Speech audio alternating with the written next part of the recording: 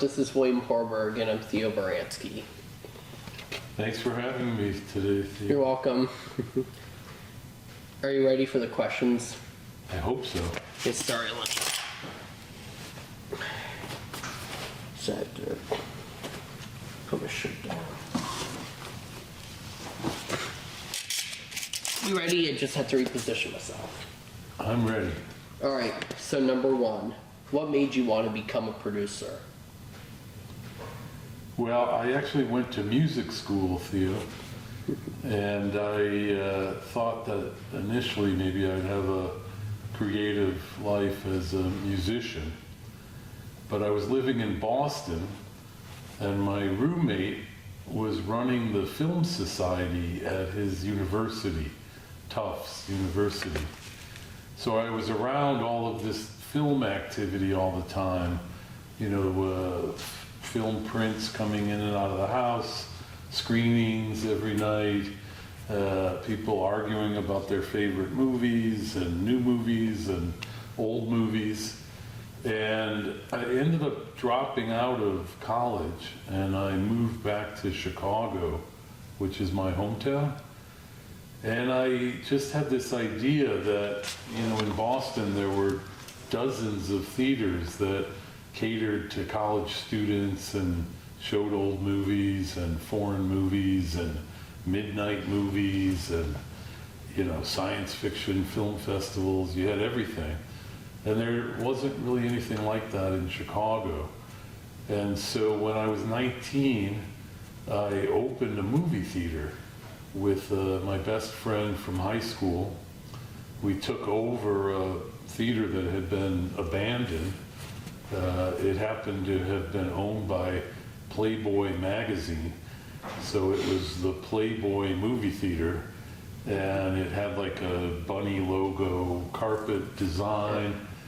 But we started programming, Alfred Hitchcock movies and international movies and silent movies and, kind of whatever we wanted to run. So I really got into the film business through exhibition. It wasn't until later that I ended up moving to Los Angeles, getting a job in Hollywood, working at a movie studio, and eventually I worked my way towards producing my own films. And what studio in question did you work for? So when I first moved to LA, I thought that I had a job at RKO Pictures. Remember RKO? Yes, they've been in and out of revivals. Right. They did the original King Kong movie. They did Citizen Kane. Yeah. They were a famous studio, but they had kind of fallen on hard times. And the job I had was just reading scripts. They gave me a script to read. I had to do like a little book report, read the script, summarize the story, because these companies get thousands of screenplays and they need people to read them and analyze them and recommend whether they could be interesting material for a movie. So I did that for about a year, and then from that job I got a job working at Paramount Pictures. That was in 1987. Did you also read scripts there? I did, very many. My job was called creative executive. So it was kind of the low level job in what was the motion picture production department. It was a little bit, you did whatever they asked you to do. Here's 3 scripts, read them tonight. We've got a meeting tomorrow morning at 8 o'clock. We want your notes on all of these scripts. So I did a lot of reading. I wrote notes on the scripts that they were developing. I would meet, because I was a junior executive, so I would get paired with a senior executive. And then I really got my first-hand experience, like being on movie sets, being in meetings with directors, with producers, because I didn't go to film school. This became my film school in a way where I really could start to learn the studio business, how it worked, the marketing department, the distribution department, production, post-production, music. You know, I really got exposed to a lot of ways in which films get made in Hollywood.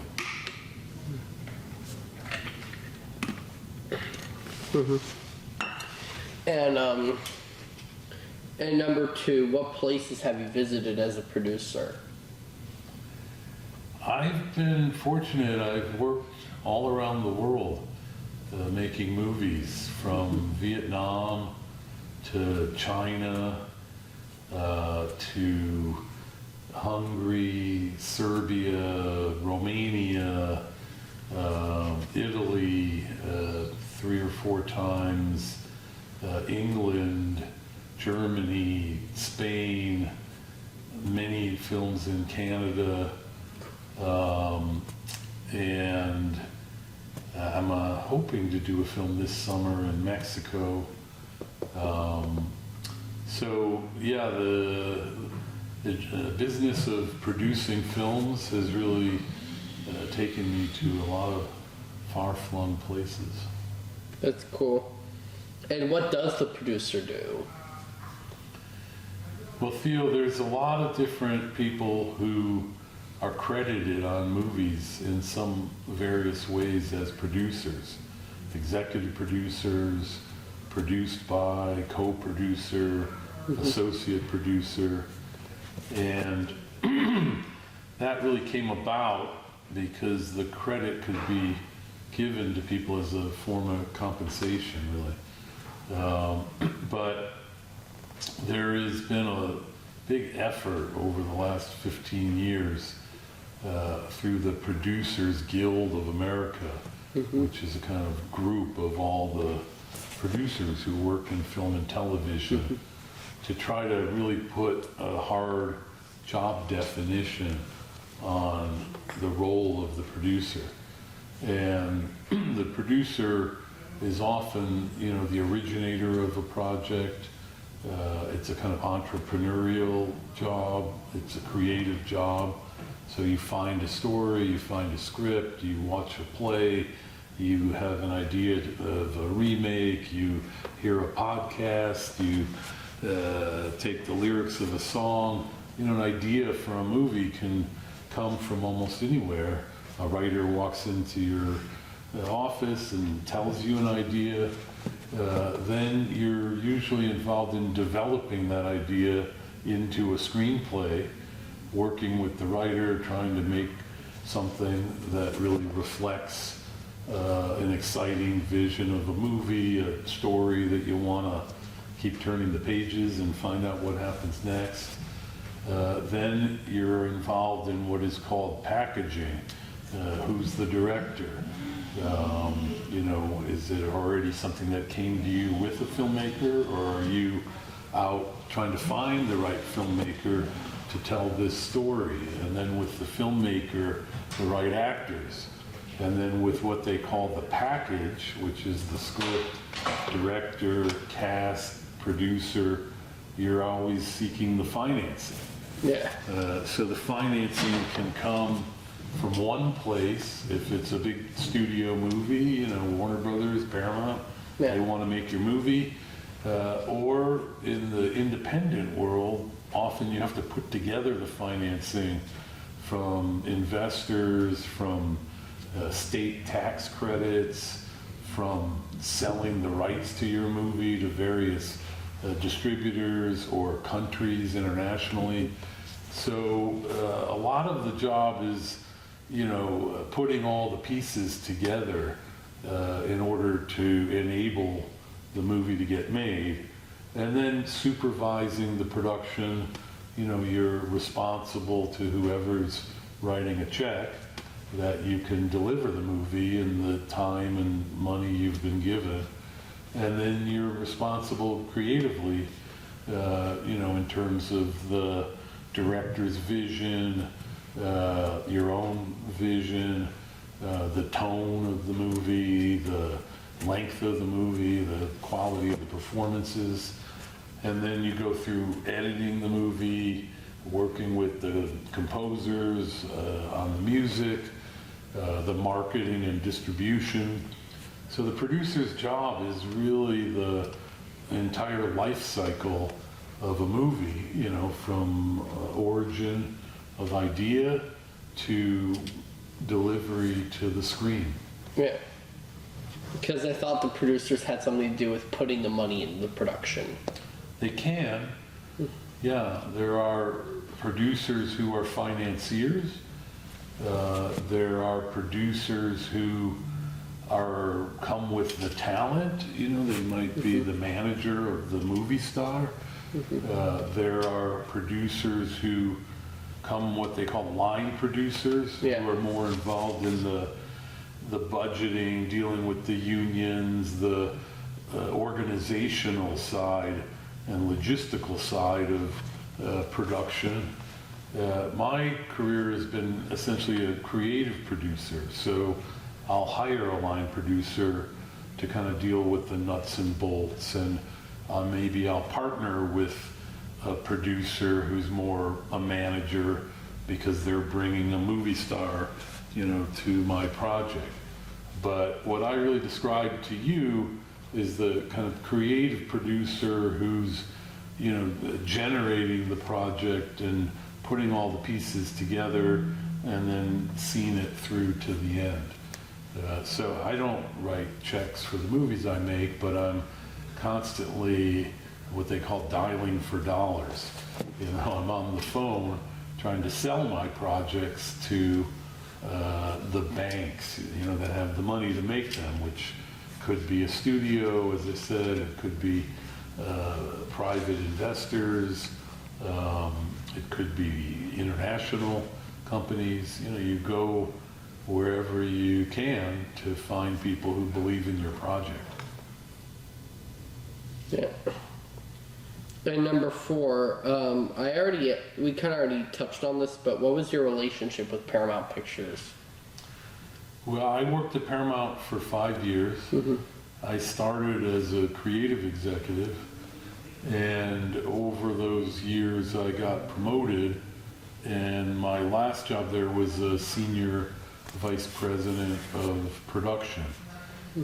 So I was supervising, you know, probably 6 or 7 movies a year. I got to work with some famous filmmakers of that time. I worked on the 3rd Godfather movie. Cool. With Francis Ford Coppola. I worked on that movie Ghost, was a very, very successful movie. The Zucker brothers, who did Airplane and The Naked Gun. You know, at that time in the 80s, the Paramount was really the #1 studio. They had the Eddie Murphy movies. Yes. They had the John Hughes movies. They had Simpson and Bruckheimer, these big, you know, action producers. They had the Zucker brothers. So, you know, I got exposed to a lot of amazing, talented people. Yep. And what was it like to do A Rage in Harlem? Well, A Rage in Harlem was a project that I started when I still lived in Chicago. Yeah. And before I moved to Hollywood, before I got a job at Paramount, it was a book I read and loved and thought, you know, why hasn't this been made into a movie? I went out and got an option on the rights for not a lot of money, but at that time, for me, it was all the money I had. I had an actor friend in Chicago, and he liked the book, and he worked for free on working with me to write the screenplay. And it took years, you know, so by the time I moved to Hollywood, I had this project, and I ended up meeting a British producer named Stephen Woolley, And Stephen Woolley had a relationship with a new, at that time, company that nobody had really heard of called Miramax Films. And Woolley brought the project to Miramax, and Miramax decided to put it in production. By the time it got made, I was actually already working at Paramount. So I was, involved. I stayed involved in Rage in Harlem, but I really kind of had to hand off the day-to-day making of that movie to Woolley and a woman named Carrie Boyle and Miramax. And I went to visit the set, and spent a week. They actually shot that in Cincinnati. Yes, even though it's called A Rage in Harlem. Yeah, because it was set in the 50s. And Harlem had really changed, but Cincinnati looked a lot like Harlem, used to look in the 50s. And actually, I think the end was shot in Kentucky when they're on the train. Yeah, I mean, that movie didn't have a very big budget. Yeah, $1 to $2 million. I think it was a little bit more than that, but yeah, it was a low budget independent film set in the period, so it's more expensive to make films that aren't contemporary, whether they're in the future or the past. You got to get different clothes for everybody, different cars. You got to get rid of anything that looks too modern. So, a lot of independent films, for that reason, are just set in the here and now. Rage in Harlem needed to kind of recreate a historical world. And so we had to go where we could kind of find things that didn't need to be changed that much, that still kind of looked like they did back in the 50s. Oh, and I think A Rage in Harlem, wasn't that released under Prestige Films? That was a division of Miramax. Well, maybe on home video, but theatrically it came out from Miramax, and it said Miramax on the movie poster. Yes. There was a British company called Palace Pictures. Palace Pictures. Yeah, so that was Stephen Woolley's company. Yes. Remember I mentioned this British producer? He went on to produce Mona Lisa and a number of great movies with the director Neil Jordan. The Crying Game. The Crying Game, exactly. Oh, and also about Stephen Woolley. Did you know Palace Pictures, actually over in England, started as a home video distributor called Palace Video? Yep. And sometimes logos might scare younger children. I have seen Palace Video on a number of scary logo compilations. Really? Yes. Is their logo itself? The thunder and the scary music. Oh, okay. Oh, and actually, about Palace. Yeah, because The Rage in Harlem is a 1991 movie, but when I put in the DVD yesterday, you know what Miramax logo was on it instead of the big M? The city one. The original. The one where the city lights turn off and make the word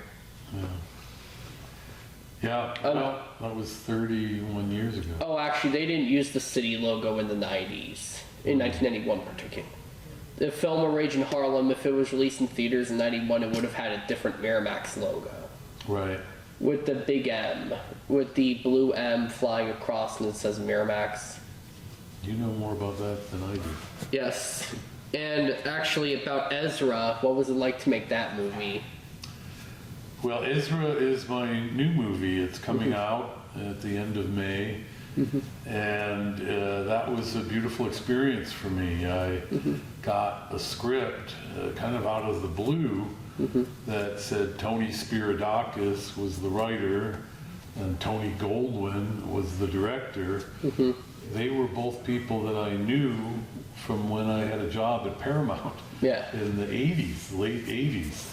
And I really hadn't been in touch with them for decades. So it was almost like my past reaching out and finding me and knocking on my door.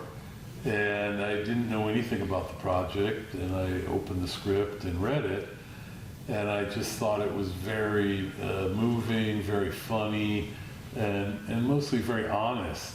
It's a film about a 12-year-old boy with autism. Yeah. His parents are separated, and they're struggling to, kind of work together to, help their child. The grandfather, who's played by Robert De Niro, also has a difficult relationship with his son. So it's a movie kind of about fathers and sons, grandfather, father, younger son. And, I have a son, Diego, who has autism. Yeah. So when I read the script, I just recognized the truth and the authenticity of the writer. And I didn't know that Tony had two boys that have autism. And so, because I hadn't seen them in 30 years. Yeah. It was one of those projects where everybody came to it for the right reason.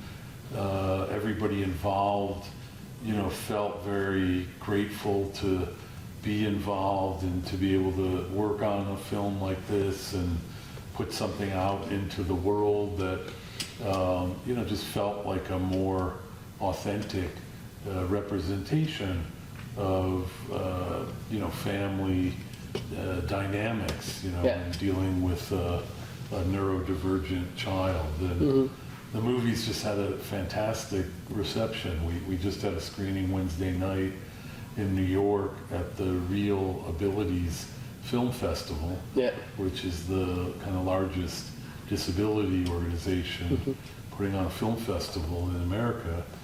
And everybody loved the movie, and William, the young man who plays Ezra, was at the screening, and I felt like he was kind of a hero to the audience, so it was quite satisfying.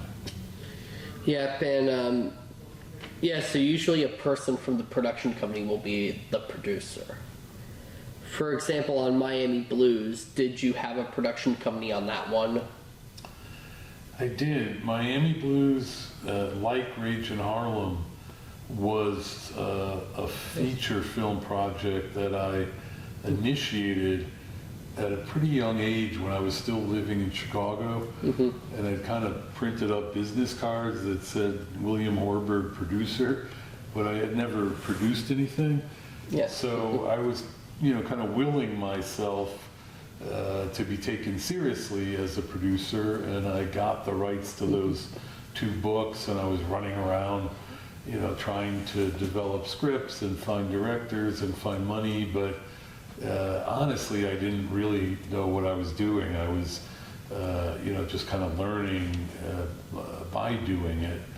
And with Miami Blues, that had another kind of funny, crooked path. I just happened to meet this actor, Fred Ward, who'd been in some Jonathan Demme movies, and he was in The Right Stuff. He played one of the astronauts. And through Fred, got involved with Jonathan Demme, and through Jonathan Demme, the director, I got involved with a friend of his named George Armitage.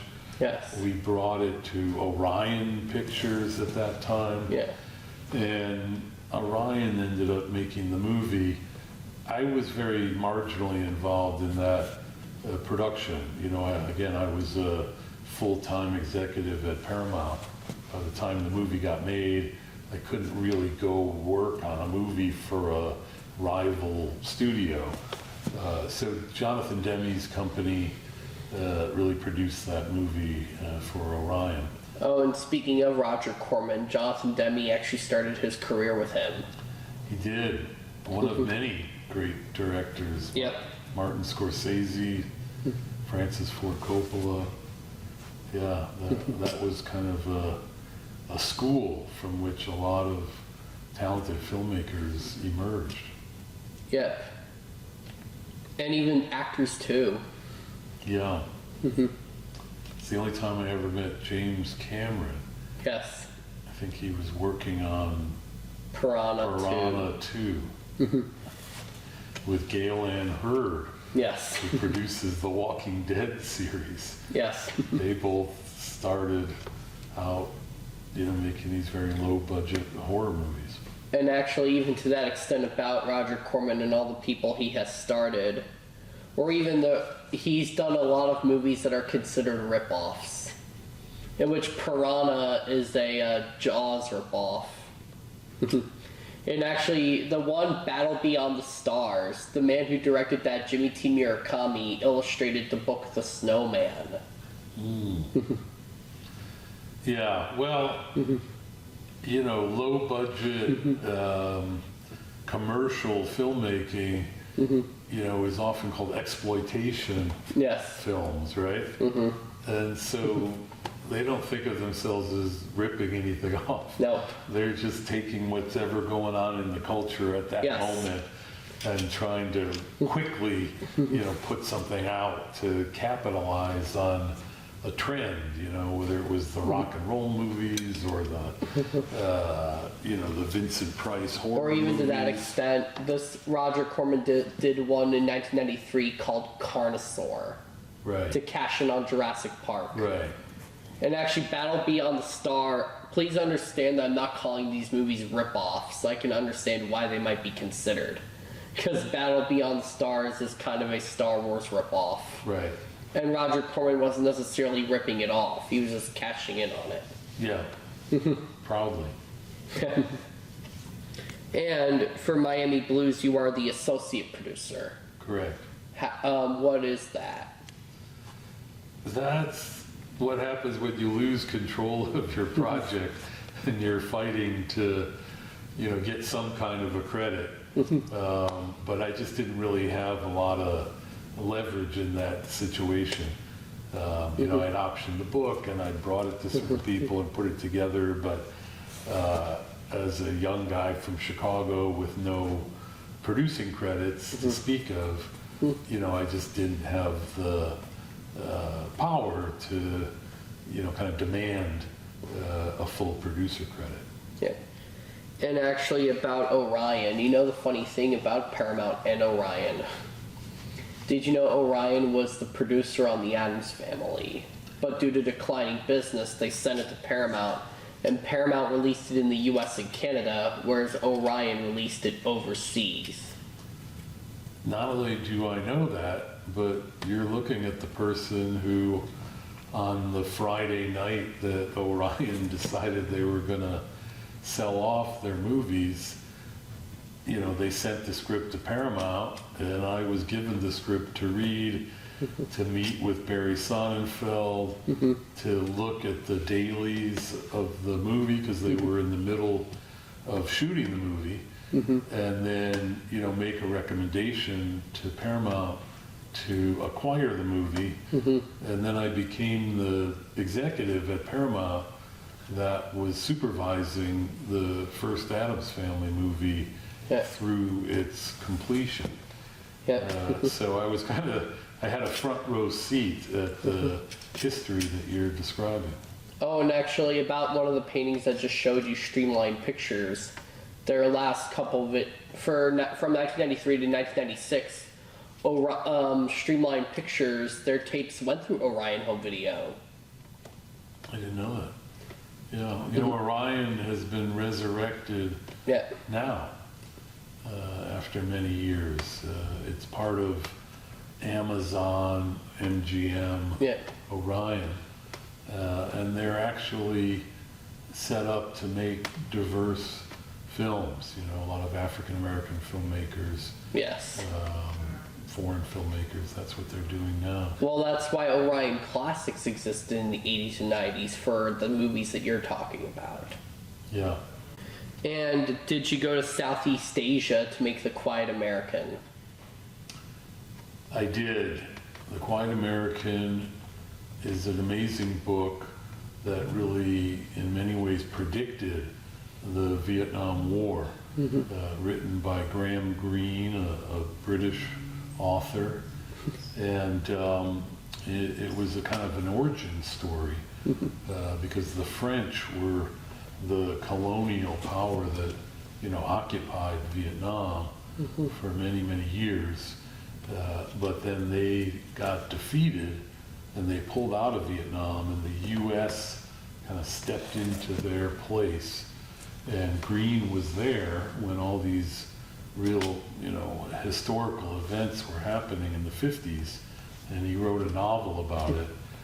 And we decided that the only way to kind of honor the book and to make it authentically would be to try to film it in Vietnam. And this was in the year 2000. There had not been a lot of American films, shooting in Vietnam, even though it had opened up in, I think, about 1995. Yeah. But we had an Australian director, Philip Noyce. Yes. And Australia actually had a very friendly relationship with Vietnam. They had invested quite a bit in rebuilding the country after the war. So we came there as an Australian production with just a few Americans like myself on the team. And it was an amazing experience, because even though it was a work of fiction, a lot of the things that Green wrote about were real events that had really happened. And when we were there recreating those events in the actual locations, a lot of people came who had been there on the day and were now, 80 years old. And so it had a very great sense of responsibility to tell that story accurately and to kind of honor their experience of their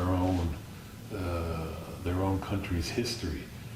They don't call it the Vietnam War; they call it the American War, right? Because from their point of view, they were being invaded by a foreign country. And actually, about the Quiet American film, I knew it had been filmed in, even though Vietnam wouldn't let people film movies there for so long. I thought it was shot in the Philippines, because that is a country that has often doubled as Vietnam. No, we shot all of the exteriors in Vietnam, and then we went back to Australia because Noyce was from Australia, and it was kind of financially advantageous.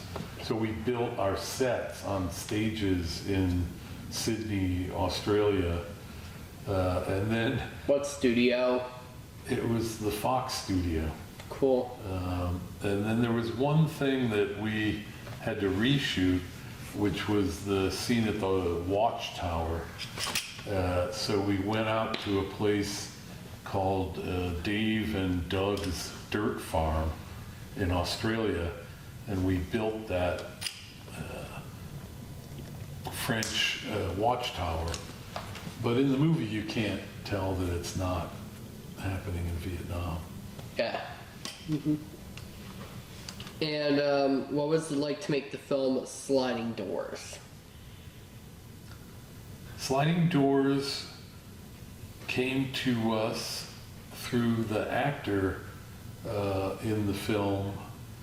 Man, I'm just blanking on his name. It was John Lynch and the Scottish guy. What was his name? Anyway,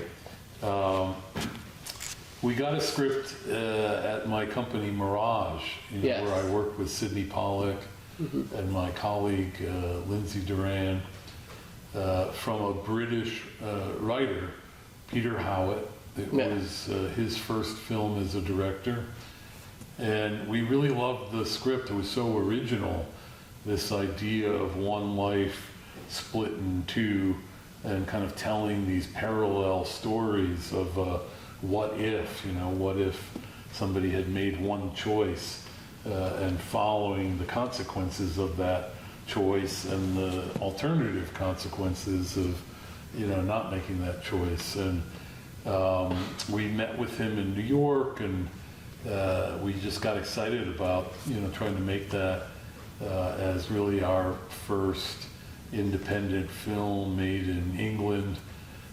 We introduced him to Gwyneth Paltrow. We had a relationship with her. She read the script and loved it, and her saying yes to it, kind of brought immediate credibility and financing to the project. And she was amazing at playing a British character with just a flawless British accent. That movie was a huge hit in England. It was at that time one of the most successful romantic comedies ever made there.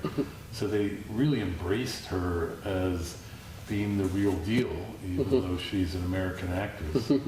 And it was a lot of fun. It was, when you're a producer, sometimes working with, younger directors, first-time directors, writers directing their first movie, it becomes a much more collaborative experience because they're really seeking, help and support, and if you have the right trust, it's a relationship where you're really in the trenches making the movie with them, and often with much more experienced directors, they're more autonomous, and not that they don't welcome collaboration and feedback, but it's a different kind of relationship you have. They're kind of doing their thing, and as long as there's no problems breaking out or fires burning, you kind of leave them, to their own devices. And about Mirage, so you founded Mirage? No. Mirage was a company founded by Sidney Pollack. Sidney Pollack was one of the more successful Hollywood filmmakers of his generation, starting in the 60s, 70s, 80s. He directed Tootsie. He won the Oscar for Out of Africa. He directed 7 movies with Robert Redford. 3 Days of the Condor, The Way We Were, really classic movies today. So he had started his own production company, as many filmmakers do, in order to develop his own projects and have a little bit more control of his destiny. But also, I think significantly for him, he really liked to give back and to help other filmmakers, often filmmakers who had never worked with a studio before, to get their films made. So by being a producer and having, the trust of the studios, he could really work as a kind of go-between and protector of the creative interests of the filmmaker and the financial interests of the studio. So by the time I joined him, I would guess that company had been going for 15 years or more at that point. When I left Paramount after 5 years. What year did you leave Paramount? I left right at 1991, the end of 91. And so I moved over to Mirage. The first film that I produced, where I had actual produced by William Horberg credit, was Searching for Bobby Fischer. That was at Paramount. Yeah, it was a Mirage production made for Paramount, because it was a script I had been developing as an executive when I was at Paramount. And then when I left the studio, I was able to ask them, and they very generously allowed me to stay involved with the project alongside Scott Rudin, who was the other producer on the project. And so that was our first movie, where Sidney Pollack was the executive producer, and I was a producer, and Steve Zalian, who won the Oscar for writing Schindler's List. This was his first movie as a director. Oh, and actually, I'm sorry to ask this, but did you ever have to deal with Harvey Weinstein? I did, Theo. I made, I think, 7 or 8 movies that involved Miramax in some way. A Rage in Harlem was Harvey Weinstein. It was early Harvey Weinstein. Yes. It was one of his very early movies, Yep. as he was just setting up his company. Mm-hmm. Sliding Doors was made by a company called Intermedia, Yeah. but it was acquired by Miramax. Quiet American was acquired by Miramax. Mm-hmm. We worked on a movie called Birthday Girl. Yeah, I actually also have Birthday Girl, but I didn't realize that. Did you make that one? I did. Yeah, I didn't have a credit on it. But Sidney Pollack and I, Harvey asked us to help with that production because it was also a writer. It was his second movie, actually. In fact, what did you? So you had to write. So you had to read the Birthday Girl script, or had to make some sort of supervision on it. Yeah, we read the script. We met with the director. We got quite involved in the editing and the post-production of the movie. It took a long time because they needed to shoot some additional material, but Nicole Kidman had gone off and was on another movie for almost a year. So the movie had to stop and wait for her to be available to come back in order to be completed. That was unusual. I mean, often movies do go and shoot additional material after they've edited the whole movie together, but you don't often have to like put it in the icebox for a year or 18 months. Oh, and I'm also curious if you know who. I asked Douglas Murray about this, and I felt like I didn't really get a clear answer on it. Do you know how foreign sales work? I do, yeah. So in the independent world, you know, there's a kind of traditional way in which films get financed outside of studios and networks and what are now streaming companies, and that is by selling the international rights country by country to distributors in each country. And so you've got a budget for your film. You are going to make the film wherever it needs to be shot. You're trying to get whatever government money might exist in the form of tax credits or cash grants, because states and governments want films to come and shoot there. And then the rest of the money you're trying to raise by selling the English rights, selling the French rights, selling the German rights, selling the Italian rights. And in each calendar year, there's markets that are established, usually at the Cannes Film Festival, at the Toronto Film Festival, at Sundance. There's a thing called the American Film Market in Los Angeles. Yes. And those markets are places where all the distributors from all the countries around the world come. And then there's sales companies who, you know, have been working with producers and lining up the projects that they're going to bring to the market and try to sell.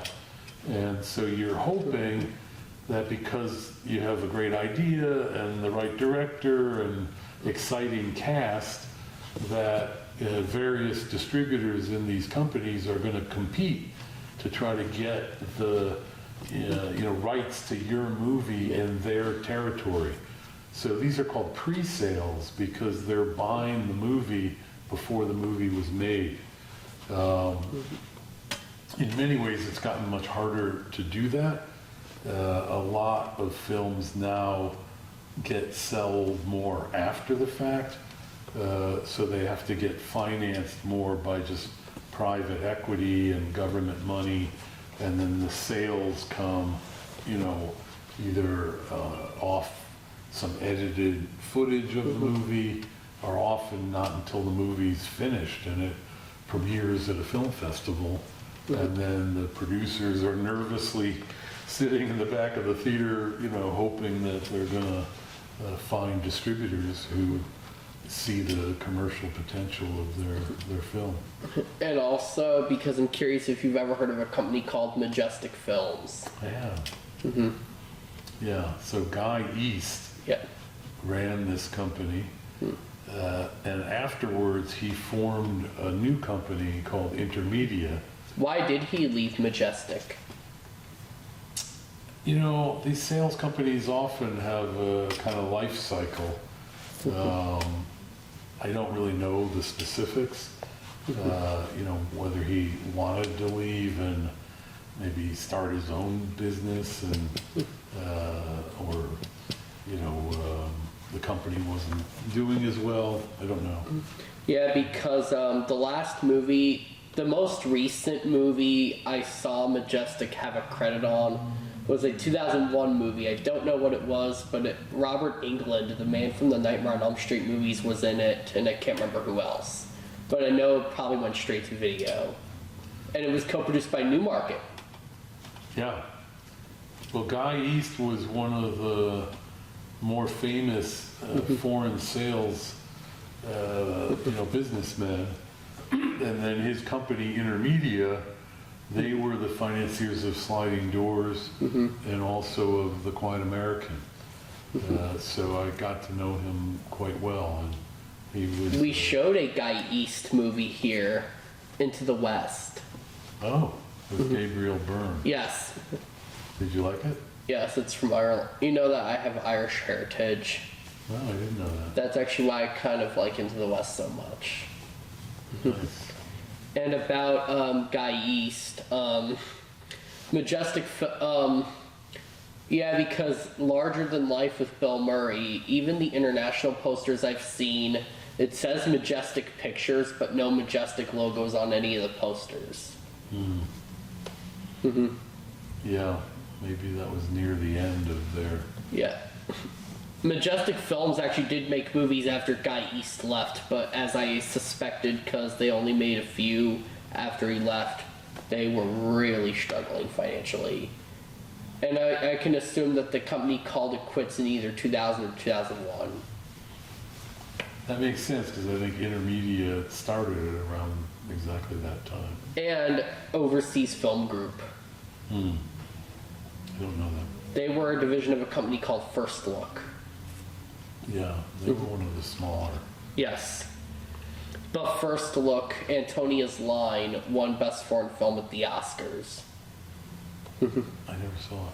Yeah, but back to the questions. What was it like to do the Queens Gambit? Theo, the Queens Gambit took 20 years to get made. And somehow it came into the world at just the right moment. So it was very funny to me how that happened, because we had been rejected over and over and over again in every studio, every buyer, every financier, who all said, 1950s, young girl, chess, addiction, orphanage. Who's going to watch this? Yeah. Nobody thought it had any commercial potential at all for an audience. But Yeah. I had read that book, and I really loved the book, and I thought, I'm part of the audience. So if this has such a strong effect on me, I think it'll affect other people. Scott Frank was one of my close friends from when I started at Paramount. He actually had an office at Paramount, and I worked with him on the movie Dead Again. And we just stayed close over many, many years. And I had brought him the book, and he had loved the book. And we went around together trying to get it made as a movie, and had no interest. So many years later, Scott made what was the first a limited series for Netflix. It was called Godless, and it was very successful. It got nominated for a lot of Emmy Awards. So they came to Scott and said, what do you want to do next? Scott remembered the Queens Gambit. He called me and said, is that something that's still available? I said, yes.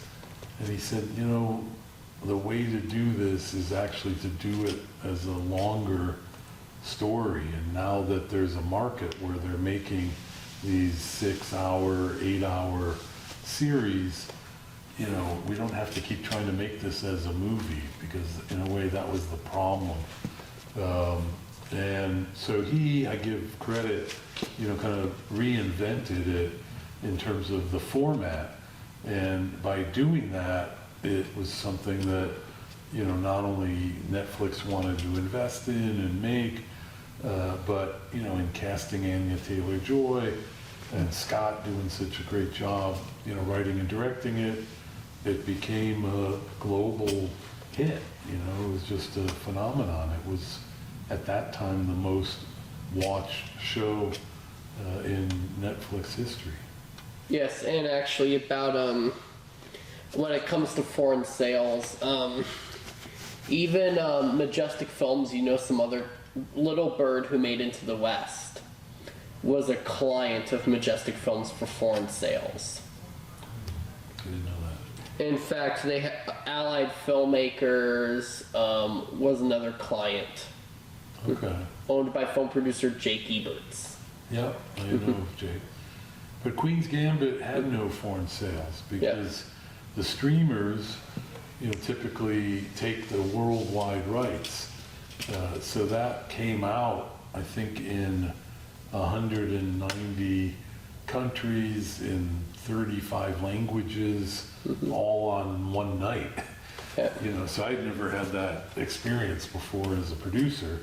You know, you'd make films, they would get released in theaters here and gradually come out in other countries around the world. You know, this was like a global event. And everybody was very proud of the movie, but nobody, including Netflix, had any idea that it was going to take off the way it did and, you know, drive chess set sales and a kind of resurgence of interest in chess all around the world. Okay. Fallen Angels was really the second production that I got going at Mirage after searching for Bobby Fischer. It was an anthology series. So it was individual episodes, all written and directed by different filmmakers, kind of like a Twilight Zone, but for crime fiction. Scott Frank, who I mentioned I had been working on Dead Again with, he and I shared a real passion for writers like Raymond Chandler and Dashiell Hammett and James M. Cain and Charles Willeford, who wrote Miami Blues, and Chester Himes, who wrote Rage in Harlem. I just liked that genre of crime fiction, and had this idea of doing a TV series that would take, you know, short stories from those writers, put them with filmmakers, and, you know, just make something that was a kind of love letter to those, you know, black and white movies that my generation grew up watching on TV. And we sold it to Showtime, and they loved it, and it all went very quickly. It was quite different from my film experience, where things can often take years, if not decades. You know, this was like 9 months, and we were shooting. And we had an incredible group of people, you know, now. Alfonso Cuarón directed one, Steven Soderbergh directed one, Tom Hanks directed one, Gary Oldman starred in one episode, Tom Cruise, it's the only thing he ever directed, was an episode of Fallen Angels, Agnieszka Holland, So I don't know, it was just the right project at the right time.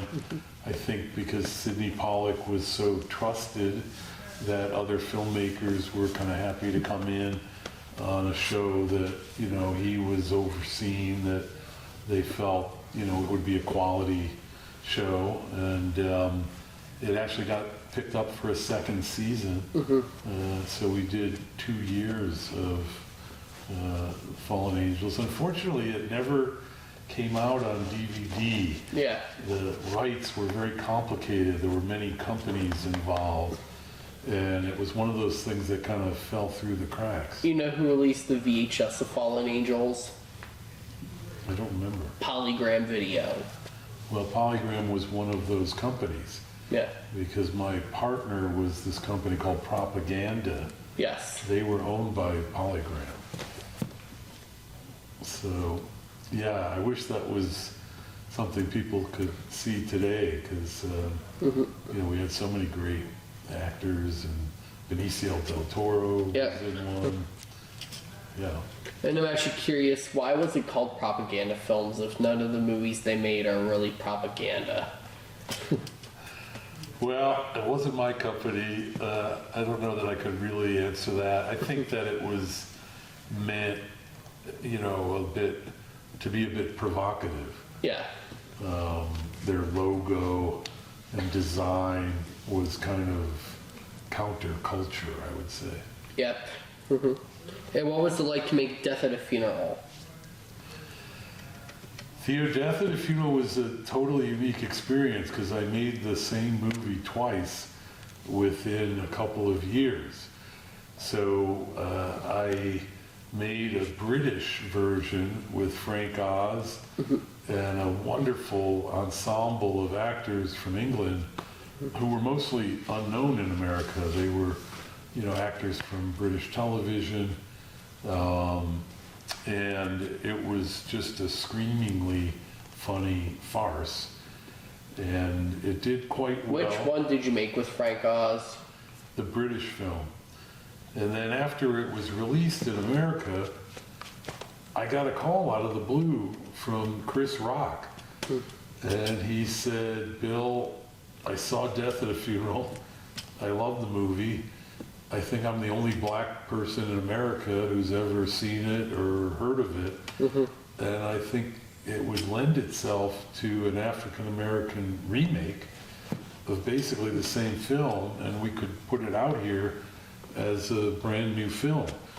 And I thought, that is a genius idea.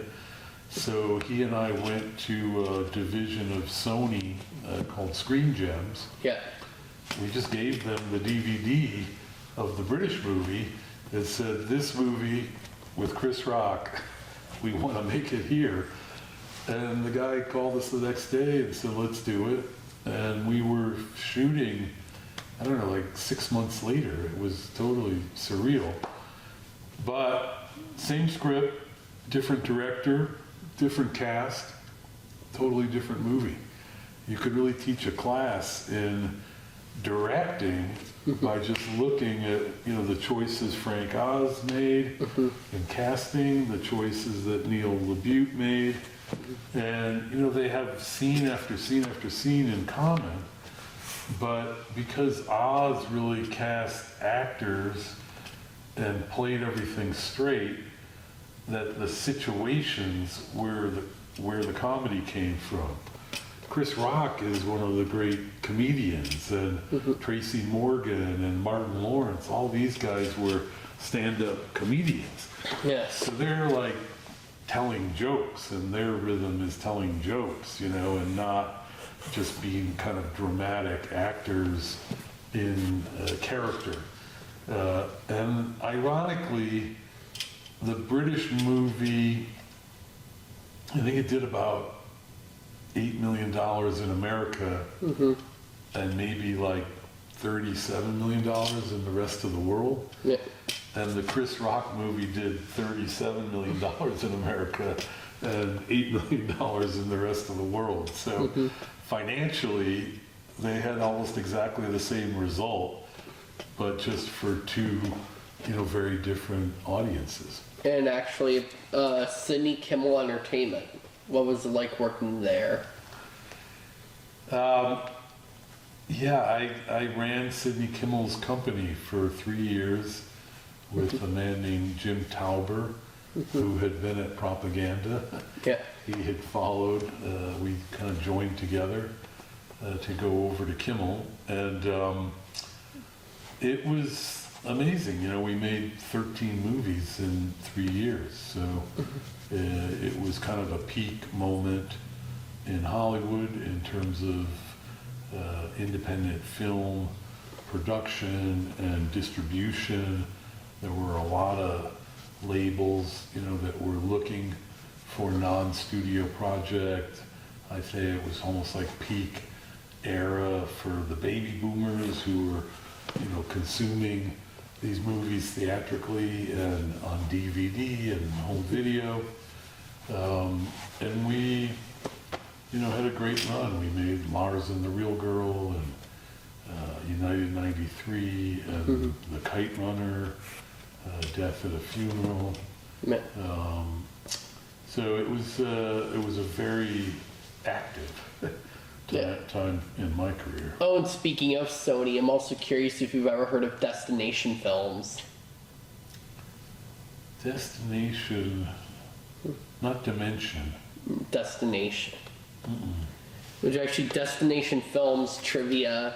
This was a company founded by Brent Baum and Steve Stabler. I didn't know that. Yeah, because I think Brent Baum might have. It was either one or the other guy who was a former Orion executive or something like that. Destination Films releases like niche independent films. They went under in February 2001 because every film they made flopped. But want to know what happened a year later? Sony bought Destination Films from its founders and revitalized it as like a direct-to-video division. With although some Destination movies were distributed by Samuel Goldwyn. Okay. Maybe because every movie was a flop is why I never heard of it. Yeah. In which, yeah, and also about Oh, and Cold Mountain. What was it like making that movie? Excuse me. Well, Cold Mountain was the second film that I made with Anthony Minghella. Yeah. And he was a huge part of my career and my life. You know, he wrote The Talented Mr. Ripley and directed that. And then because that had been such a successful collaboration, he actually joined Mirage as a partner, and we opened up an office in London. And so I was running this company with Sidney Pollack and Anthony Minghella, you know, two of the most important and successful directors in Hollywood. Minghella had won 12 Oscars for The English Patient, and I was given the manuscript of Cold Mountain before it was published. And I'll tell you a funny story, Theo. Not many people know this. I sent the book to Sidney Pollack, right? Because he's my boss, and I thought, man, this would be a great Sidney Pollack movie. But he was in London at the time acting in Stanley Kubrick's movie Eyes Wide Shut. And so he was tied up in that, you know, every day, and he was slow to have time to look at the book and respond to it.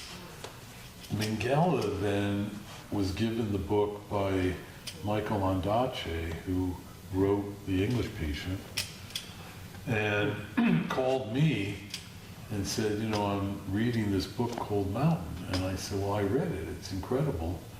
And, you know, we're pursuing the rights to it. Sidney has the book. He hasn't read it yet. And Anthony said, well, I'm almost finished, and I love this, and I want to, you know, make it as my next movie.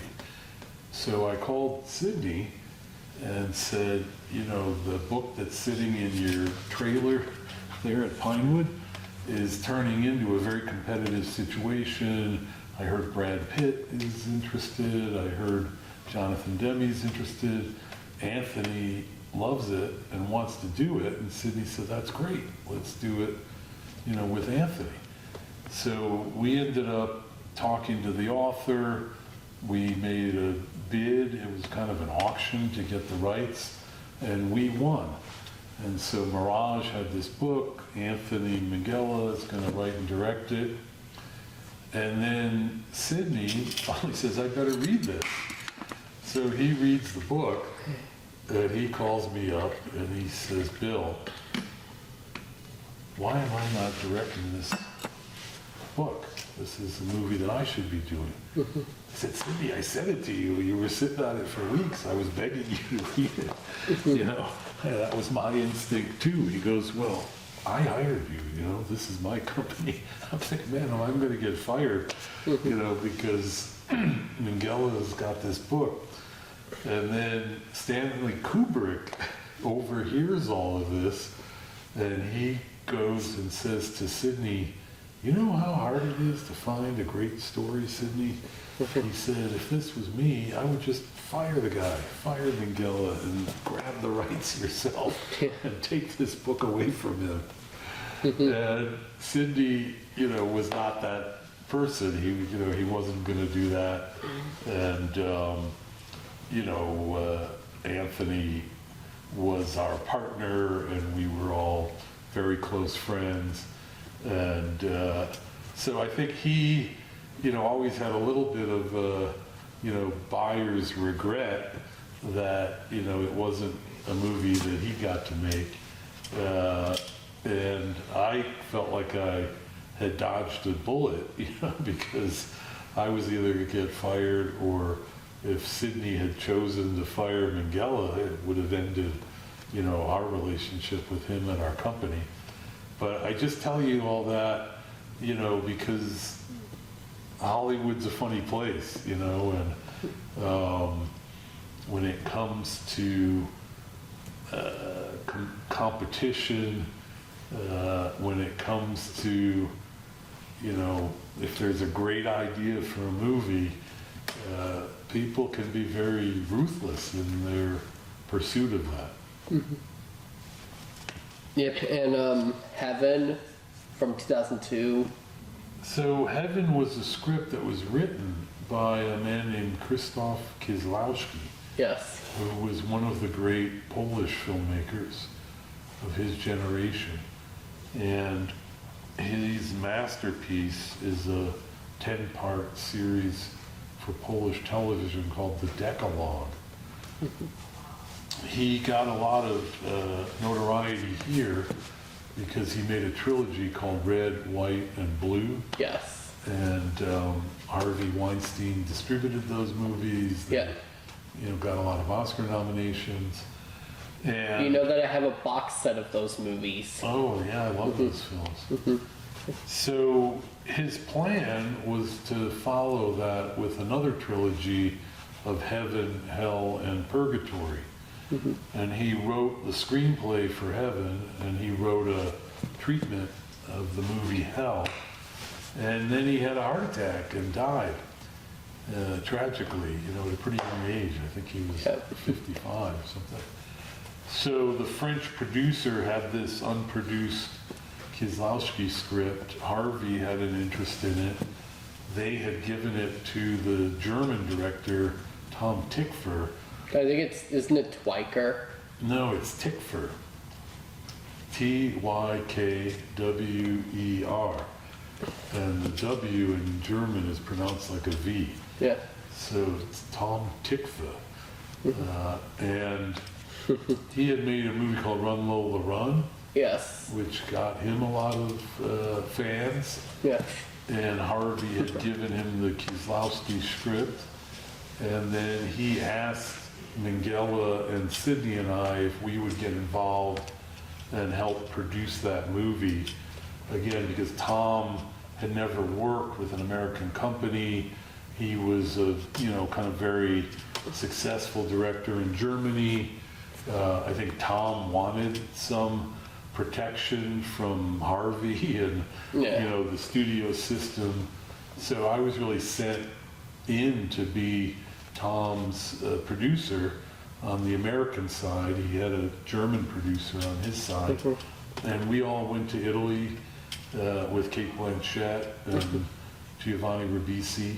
And it was incredible for me. I got to be very close with Tom. He's, a lifelong friend.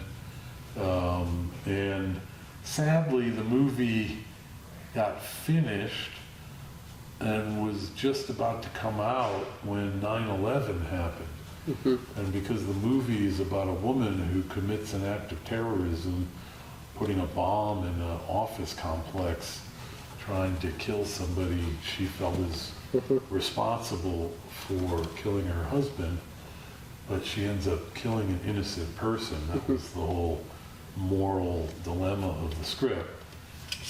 That was not a movie that was going to get sold to an American audience. So you had to in the wake of 9/11. It came out, but it didn't find much of an audience here. The victim of timing. Yeah, because actually Run Lola Run, I also have seen that. Did you like it? It's pretty cool. But yeah, thanks for letting me interview you, Mr. Horberg. Thank you, Theo. You're welcome. Fist bump? Yes. Yeah, you do a really good job. Thanks. Yeah, appreciate it. Yep.